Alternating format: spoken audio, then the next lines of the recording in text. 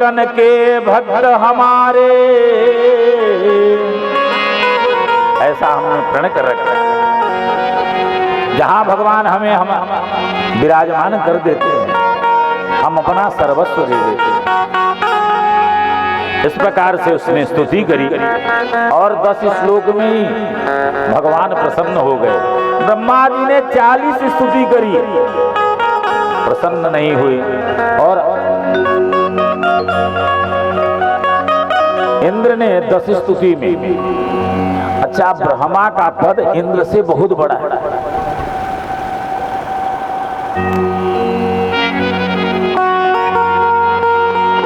कहें जब 71 बार सतयुग, त्रेता, द्वापर, कलयुग बदल जाता है तो एक मनवंतर होता है और उसमें इंद्र बदल जाता है। ऐसे जब 71 बार व्यतीत होता है और जब इंद्र बदलते हैं तो ब्रह्मा जी का एक दिन होता है।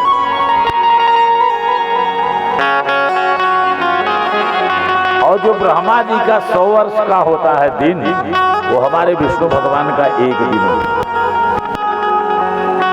और जो विष्णु का 100 वर्ष होता है वो भगवान शंकर का एक दिन होता है।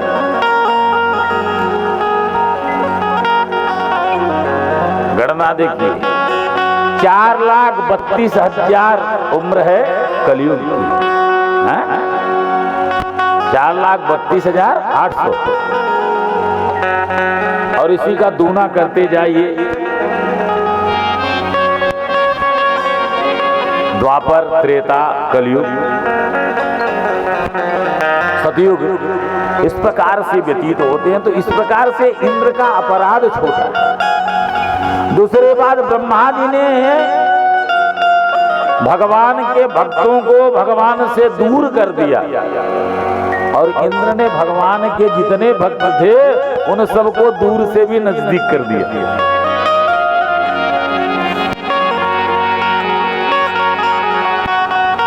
सुरभि आई, भगवान का अभिषेक करी और भगवान का गोविंद नाम दिया। क्यों? गाह विंदति इति गोविंद, जो गाय की रक्षा करे। और गाय का अर्थ, गो का अर्थ होता इंद्रियां, इंद्रियों को जो पुष्ट करे, इंद्रियों में जो भक्ति भर दे, उसी का नाम गोविंद है। इन इंद्रियों का जो स्वामी है उसका नाम गोविंद है। कि हम इंद्रो ही देवानां त्वं रमाम इंद्रतां गतः, मैं तो केवल देवताओं का हूं, लेकिन आप तो प्राणी मात्र के ही इंद्र हैं, प्राणी मात्र के ही स्वामी हैं।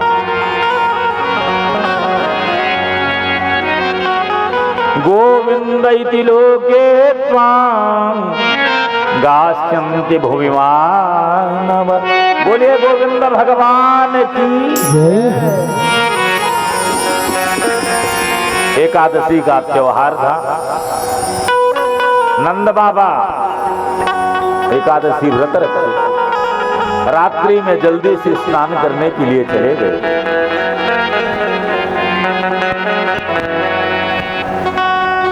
जलाभिमानी देवता ने उनका पैर पकड़ लिया, शंखासुर ने। भगवान अंत में उन्होंने गोविंद को पुकारा कि हे कृष्ण हमारी रक्षा करो। भगवान जाकर के वरुण लोक से आए। जब आए तो नंद बाबा से लोगों ने पूछा कि आप कहाँ गए थे, तो बोले भैया हम तो जल्दी से उठे और पानी में डुबकी लगाए खातिर चले गए, लेकिन अब देवतन ने हमें पकड़ के वरुण लोक में पहुंचाया। हमने कन्हैया को वहां टहलते पाया, कन्हैया का हमने नाम ली, और जो कन्हैया आए महाराज इसकी तो बड़े ही चले, सब लोग इसको बड़े सलूट मार रहे थे, सब इसको बड़ा मान जान करते। अरे ये कोई साधारण जीव नहीं है, ये नारायण ही है। क्यों? यदूना महिमाचार्य, यदुओं के जो महान गुरु थे, नामकरण के समय बताए थे ये नारायण ही है, नारायण के जैसा गुण वाला। अब तो ग्वाल वालों ने कहा महाराज हमें भी वैकुंठ दिखाओ। सबने डुबकी मारी और सबको भगवान ने वैकुंठ का दर्शन करा। वहां पर देख रहे हैं तो सब सर्वे पद्म पलाशाक्षाः, सब पीतांबरधारी, 4-4 मुंह वाले, 4-4 हाथ वाले और 4-4 मुंह वाले। वहां चतुरानन, वहां पंचानन और शेष साई जो अपने लाला को देखो तो भाव विभोर हो। इस प्रकार दर्शन कराया मानसिक। एक दिन भगवान ब्राह्मणों पर कृपा करने के लिए, यज्ञ पत्नियों पर कृपा करने के लिए कहीं पर यज्ञ हो रहा था। यज्ञ में वेद के कुछ नियम होते हैं। वैदिक नियम में अगर आप एक बार ये न बद्धो बलिराज दानवेंद्रो महाबल तेन त्वामि विवदनामि रक्षेमाचलमा, बांध के बैठा दिया तो जब तक समय खत्म नहीं हो जाता बीच में उठ नहीं सकते।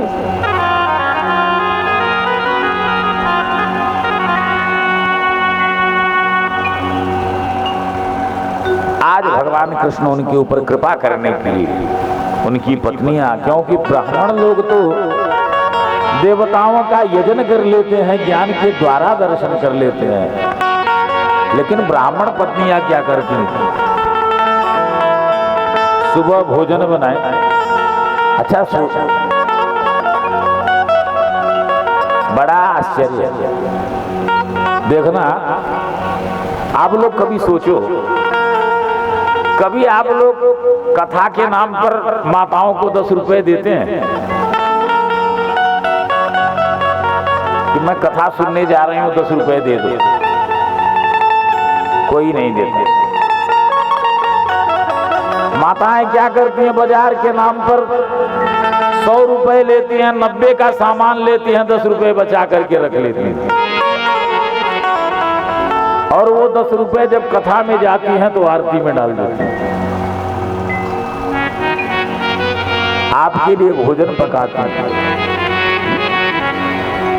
आपकी सेवा करती हैं, शुश्रूषा करती हैं।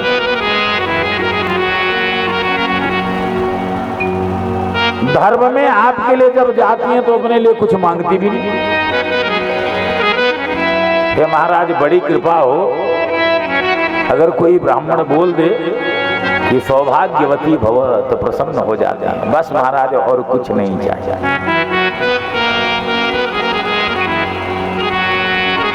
अपने लिए कुछ याचना नहीं है।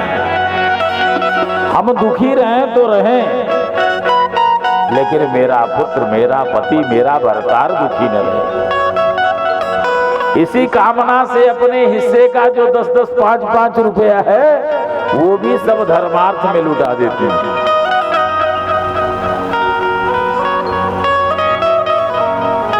ब्राह्मणों के पास भगवान ने भेजा कि जाओ और नगर से मेरे लिए बोलो कि हम भूखे हैं और हमारे लिए कुछ भोजन की व्यवस्था करो। ग्वाल बाल बेचारे चले गए और ब्राह्मणों से भोजन मांगने लगे।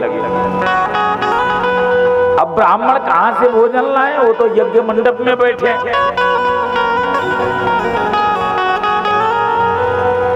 तो जय जय श्री राम। ब्राह्मणों से भोजन मांगे हो,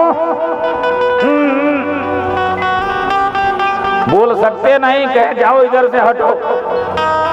बोले महाराज कृष्ण बलराम आए हैं, कुछ भोजन मिल जाता तो उनको प्रसाद खिला देते। कि हे भूमि देवाः शृणुत कृष्णस्यादेशकारिणः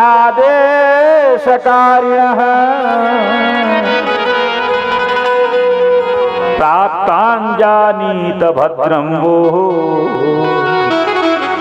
गोपानो रामचोदिता। अर्थात राम और कृष्ण ने हमें भेजा, उन्होंने भेजा। हे भूमि देव, हे ब्राह्मणों, कुछ दे दीजिए। ब्राह्मणों ने कहा हट जाओ। कृष्ण के पास आ गए। उन्होंने बोला कैसे खाली आए, कुछ मिला क्या? अरे बोले बेइज्जती ऊपर से कराई और मिलो का अंगार मिलो। अंगार माने ब्रज भाषा में बोले ना अंगार।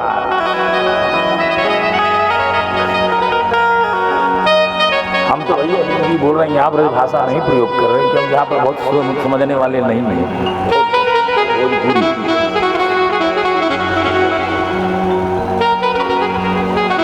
तो अंगार का जैसे नाम लिया कृष्ण बलराम दोनों हंसे। अरे भैया मैंने बोला था ब्राह्मणों के घर से ले आना, और घर कहते हैं ना गृहम गृहमित्याहु गृहिणी गृहमुच्यते। ये ईंट का मकान नहीं होता है? ईंट पत्थर लगा लेने से, पेंट रोगन करा लेने से वो मकान नहीं होता। मकान तब का बनता है गृहिणी गृहमुच्यते, जब उसमें रहने वाली हो, गृहिणी हो, नहीं तो घर नहीं होता। ना गृहम गृहमित्याहु गृहिणी गृहमुच्यते।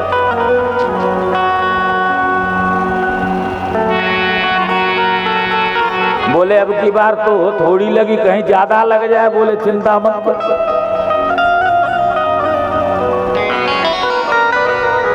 कहते हैं एक बार कोई कथा कराया,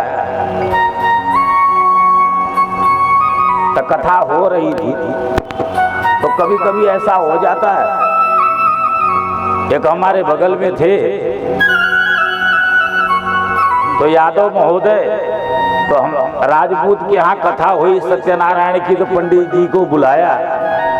गर्मी का महीना था, उनका खूब सेवा किया। सायंकाल में बैठा दिया, पत्थर पर मटके का पानी ले आया, पंडित जी को ठंडा ठंडा पानी से नहला दिया, पंखे को गीला करके और खूब उनको हवा करना प्रारंभ कर दिया। 2 धोती सील करके उसकी मच्छरदानी बना दी और ऊपर से पानी डाल करके उसको हवा में सुलाए। उसकी पत्नी ने कहा महाराज जी सुनो, आप स्वामी हमारे बाबू साहब तो देखो साल भर में 12 कथा कराते हैं, एक आध बार हम भी कथा सुन लें तो अच्छा। पत्नी की बात, बोले बात तो सही है, लेकिन हम लोग भी सेवा करेंगे, हम लोग पीछे नहीं रहेंगे। बोले ठीक। अब सोचते सोचते महीना आ गया माघ का। पंडित जी को बुलाए कि महाराज कथा करने आइए, और पंडित जी को पत्थर के ऊपर बैठा दिए। अब पत्थरा पर पंडित जी विराजमान। पत्नी को बोले जल्दी से पानी लेकर के आओ। मटके का पानी ले आए ठंडा ठंडा, और पंडित जी को नहलाना शुरू करे। पंडित जी बोले भैया जान छोड़ दे, हम नहा लिए एक है। बोले महाराज मैं पूरा गिनती किया था, 12 बाल्टी आप नहाए थे और 12 मटका हम भी नहवाएंगे। पंडित जी बेचारे किसी तरह से कांप कांप करके 12 बाल्टी नहलाए। बोले महाराज कपड़ा निकाल दीजिए, मैं भी वैसे ही पंखा हिलाऊंगा। और बाहर बिठा करके उसने पंखा चलाना शुरू कर दिया। पंडित जी की तो लगा अब जिंदगी बच जाए। हलते हलते महाराज समय व्यतीत हुआ। रात्रि में मच्छरदानी लगा करके गीला करके पंडित जी को गीले से हवा करे। 2 दिन बीत गए, बोले भैया तू कथा कब सुनेगा? कहें आप पहले 3 दिन रुके थे, तो हमारे यहाँ 3 दिन जब बीत जाएगा तभी कथा सुन। पंडित जी ने कहा लगता है कथा सुनते सुनते तो ये जिंदगी ही नहीं रहने वाली। किसी तरह से कथा हुआ, कथे की तैयारी बनाई, सत्यनारायण व्रत कथा कर रहे थे। नई नई नाउन आई थी, वो उसने भी पूरा घर लीप करके बराबर कर दिया है। चौक पुराया बढ़िया सा। ब्राह्मण देवता बैठे, बोले देखो जजमान, जैसे जैसे हम कहें वैसे वैसे करना, कथा का यही नियम है। तो पंडित जी बैठ करके बोले कि आचमन करो। तो यादव जी ने कहा आचमन करो। अरे बुरे भले मानुस, मैंने बोला तुम्हें आचमन करो, उसने भी कहा भले मानुस, मैंने भी कहा कि आचमन करो। अरे तो बोले जो चीज मैंने कहा है वो करना, तो बोले वही तो मैं भी कर रहा हूँ, जो कह रहे हैं वही कह रहा हूँ। पंडित जी को गुस्सा आया, जा करके एक थपड़ा जोर से मार। यादव जी बोले लगता है हमको भी मारना पड़ेगा, हम तो सह लिए लेकिन ये सह पाएंगे कि नहीं सह पाएंगे। तो यादव जी भी उठे, उन्होंने भी एक जोर का दे दिया धड़ाक से। अब पंडित जी को जोर का गया, वो तो मुक्का पटकी पटका, वहीं पर लड़ाई हो। पंडित जी बेचारे कमजोर, कभी इधर भागे कभी उधर भागे। अच्छा पंडित जी जान बचा करके कभी भागने की कोशिश करे, तब से नौनिया और गोड़े छेल दे, सरे महाराज लिपना कथा होए बहरे मत निकला। इस प्रकार से किसी तरह से जान बचा करके पंडित जी घर पहुंचे। यादव जी की पत्नी बोली हमें नहीं पता का कथा में इतना कष्ट होता है, पता नहीं कैसे ये लोग महीने में 12 कथा सुन लेते, हम तो एक ही कथा में थक गए। वहां घर पर गए, हल्दी तेल से उनकी मालिश हुई। उधर कथा के बाद पता लगा भी एक चीज रह गया, कहा क्या कहा भी सीधा तो गया ही नहीं। कहा सीधों की तैयारी करो। सीधा तैयार करके आटा दाल चावल लेकर के गए। उधर पंडित जी ने पंडितानी से कहा, पंडितानी पहले तैयार डंडा लेके बैठी हुई था, वही दे। यहाँ से किसी तरह से जान बचाकर जो घर आई, कहे तोहार का हाल बा? कहे महाराज कथवा में तो गनीमत रही, लेकिन सीधा में तो गनीमत नहीं है। तो नकल नहीं, इसमें तो अकल लगा करके काम करना पड़ता है। तना गृहम गृहमित्याहो गृहिणी गृहमित्य, बिना गृहिणी के घर नहीं होता। जाकर के उनसे कहा कृष्ण बलराम आए। और जैसे उन्होंने सुना कि कृष्ण बलराम आए, भाव विह्वल। अरे हमारे इतने भाग, अच्छे अच्छे पकवान भोजन बनाए, पीने का, खाने का, चूसने का, अवल यह चटनी बनाया और लेकर के कपड़े से ढक करके और पतियों की तरफ घूंघट कर लिया कि कहीं मना न कर दे। आज भी होता है, आप घर से जब निकलती हैं तो पूछते हैं कहाँ चली, कहीं कथा में जा रहे हैं। अगर आदेश नहीं मिलता तो क्या बोलते हैं, थोड़ा सा काम है 2 मिनट में आ रहा है। वैसे ही ब्राह्मणियां तैयार होकर के गई, यज्ञ पत्नियां। बड़ा सुंदर दृश्य है। श्यामम हिरण्य परधिम वनमाल्य बरह धात प्रवाल नटवेश मनोव्रता। भगवान श्याम वर्ण के वनमाला धारण कर रहे, कानों में कनेर लगा हुआ, पत्तों की सुंदर श्रृंगार किया हुआ, और जो सखा हैं चारों तरफ बना करके परिधि बैठे हुए। ऐसा लग रहा है कि नक्षत्रों के मध्य में सुशोभित जैसे चंद्रमा शोभायमान है। ब्राह्मण पत्नियों को देखा, प्रणाम किया कि स्वागत